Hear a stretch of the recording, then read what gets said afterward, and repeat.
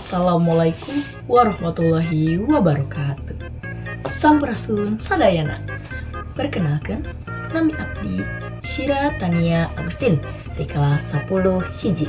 Di dia abdi badeh mintenkeun salah sahiji budaya Sunda nyaeta ngadongeng. Judul dongengna teh Kuya jeung Kalinci.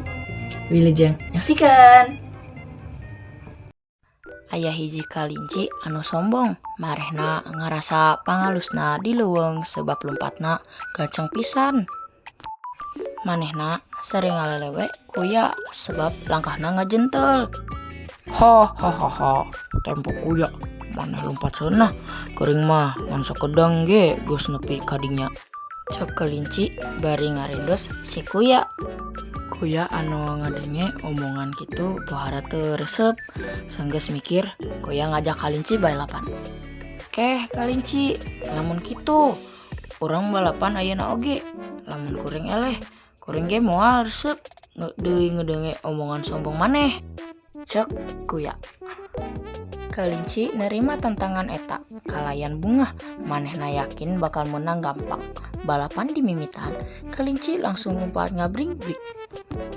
Sanggeus jauh ti kuya, kelinci ningali kuya masih jauh ditekangkeun. Manehna mikir, kuya mah masih jauh keneh, aing mah waktu keur rareureug. Kelinci tuluy sare dihandapkeun tangkal manehna, ngarasa yakin menang, jadi henteu paduli. Samemeh kitu, kuya oge terus langkah, teu eureun-eureun, manehna terus mapai jalur balapan sanjaan ngajentul. Akhirna kuya ngalewatin kelinci anu keur sare. Nalika kelinci heudang, manehna kaget ningali kuya geus hampir nepi ka garis finish. Kelinci langsung lompat gencang tapi geus telat. Kuya anu langkahna mantap akhirna jadi juara balapan.